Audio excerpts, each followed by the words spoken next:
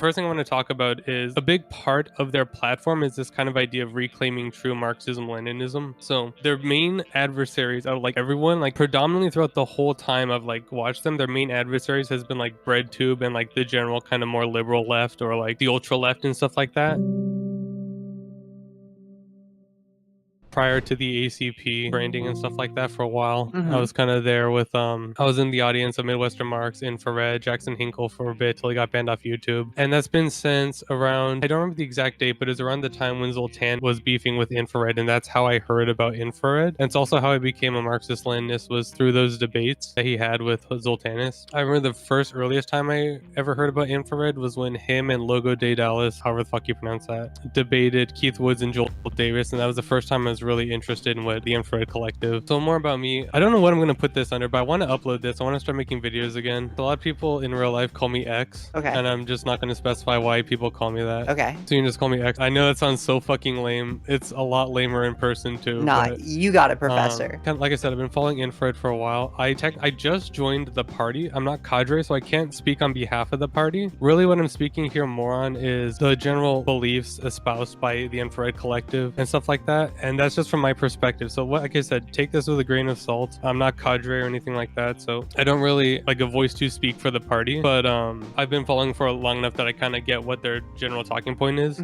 So the first thing I want to talk about is a big part of their platform is this kind of idea of reclaiming true Marxism Leninism. So their main adversaries out of like everyone, like predominantly throughout the whole time I've like watched them, their main adversaries has been like BreadTube and like the general kind of more liberal left or like the ultra left and stuff like that. And that's why I think they get labeled a lot as like right wing or like Nazis or anything like that, is because they kind of oppose the leftists, I guess, like whatever the norm of the leftists are. Yeah. And that's also why like why is that? Yeah, go ahead. Do you know why? Like, you've been watching all these creators for such a long time. Like, yeah. Why do they hate BreadTube? Why do they hate the modern left? So a large part of that comes from like their rejection of wokeness, quote unquote, air quotes, wokeness. Yeah. The problem is a lot of people don't really define wokeness in like a specific way. The way I tend to define it is the sort of performative identity politics in which like the main struggle starts to become more this identity struggle than it does anything related to class struggle. I don't know the exact history on that in the real world, but I believe that comes from like the post-Marxist kind of split after the Soviet Union kind of got rejected by a lot of the left and the anti-Leninist left starts to emerge. When that sort of happened, they started to reassign the concept of the revolutionary subject from things like the proletariat or the peasantry to like more along intersectional lines where it's like, well, now it's queer people, and now it's like black people, now it's like whatever, and now it's whoever. It wasn't something specifically related to class after a certain point, or more so I think class was sort of attributed to like these other like characteristics of someone that I would argue are more accidental than they are like inherently a part of like why these people are like in one way or another oppressed. Another thing I should probably specify about myself is I don't think I fit traditionally within like the infrared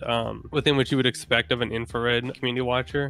I know my voice is like clocky as shit and I just like sound like a dude, but like I'm trans femme. I'm like transitioning male to female. I used to know of more. When infrared was just itself, I knew of like at least two more. I know one of them, I think one of them detransitioned from what I saw last, and the other one just like kind of disassociated with infrared. So, and a large part of that comes from like the fact that there's been this major kind of like dichotomy or this like conflict between infrared and like the overall queer community. The reality is, I said this to someone in your server, it might have even been directed at you, but the ACP, and I maintain this, is the only form of communism that really is something that the average worker will touch with like more than a 10-foot pole. You know what I mean? Like, yeah, when people tend to think of like this sort of like notion of like leftists and like this sort of like blue-haired liberal screaming whatever woke, type, right? That's like idea just of the woke general culture. left. Yeah, that's just like kind of how like most people view the general left. So one of like the real main innovations of infrared was that kind of MAGA communism strategy, particularly when it started with him first interviewing the people at that one MAGA rally. And I will say that my perspective on MAGA as a whole has changed a good deal since the election, and like having also like now been in a group that is attacked by MAGA. But I also understand that like what MAGA communism is. I think that's an important part we should cover on for a sec. So I'm curious what your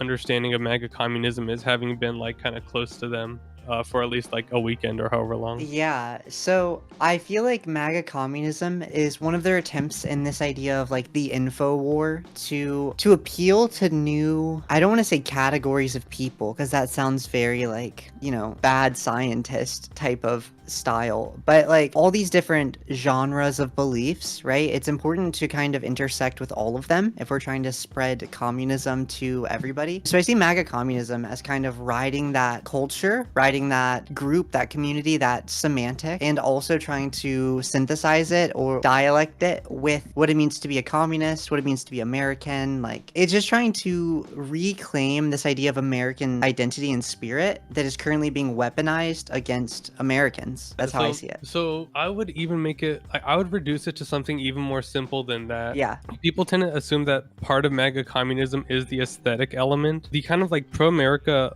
aspect to infrared and thus the ACP kind of existed before MAGA communism was even fermented as like an official position. And that's a misconception. It's not an official position within the party of ACP. I would say it's an official position within infrared thought, but infrared does not make up the entirety of ACP. Haas even mentioned in his recent video that MAGA communism is not a specific or is not like necessary thinking for like the party. Yeah. It's a strategy utilized by the party, and because of that, like, it's not in the constitution, it's not in the party platform. You don't have to agree with MAGA communism to a T, and I would argue I don't completely agree with MAGA communism in entirety, but I also don't have a better alternative, which is why I'll just kind of like defer to it through like almost democratic centralism. Yeah. Like, I don't have a better solution, so I'm not just gonna sit here and be like, you know, f MAGA communism, this shit's stupid. When you say that, what do you mean, right? Like, are you referring to the strategy itself? Like I was saying, like, I would reduce MAGA communism to being something even more simple than like how you described it. I really think of it more as reorienting communism back to the traditional revolutionary subject. So it's kind of like dropping a lot of that like more frilly ID poll type of stuff, and it's more returning to like the base that makes up the working class. So I know there was a study that came out that said that the majority of the working class is not MAGA. If I remember correctly, the way they got that number was by going off of